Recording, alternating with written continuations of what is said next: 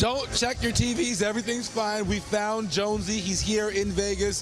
What are you doing here, Jonesy? Just taking in some Summer League action? Hanging out, taking in some heat, hoping to save it in my body for February when we go to Milwaukee or Chicago or somewhere like that. Well, the Raptors will want to bottle up some of what they've seen for February, especially from young Jakob Poeltl, the 9th pick. Talk about what you've seen from this young man here. You know, I really like the way he moves on the court, and you know, we're talking with some of the scouts. He looks kind of like a young Valanciunas in a sense that his body hasn't filled out yet. He has a good idea of the game.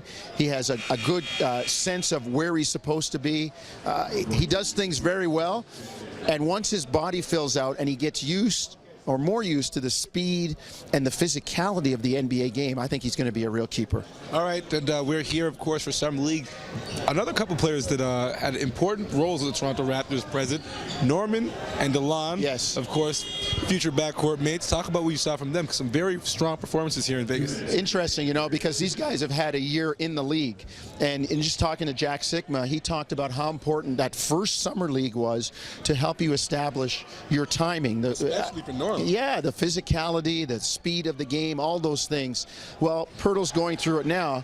We see DeLon and Norm having gone through it last year and then getting a year in the league.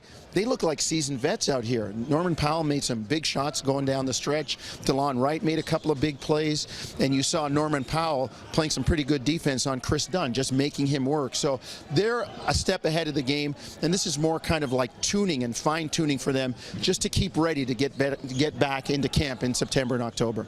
All right, definitely obvious that there's a difference in the composure between those two gentlemen and some of their counterparts here. Quickly, Coach Jama Malalela running this team, of course, an Oakwood guy, a Toronto guy. Yes. How big is that for the city and the organization? It's big. I mean, because we have Canadians starting to infiltrate the NBA. I mean, Charles Kissy from Brock is one of his coaches on the bench, and we've got a lot of Canadians kind of getting into it. I think it's great because guys like Jama and Stackhouse and all of those guys do a great job during the year. This is their chance to put their ideas into play. Okay, all right. Well, that's it for Jonesy. Thank you so much.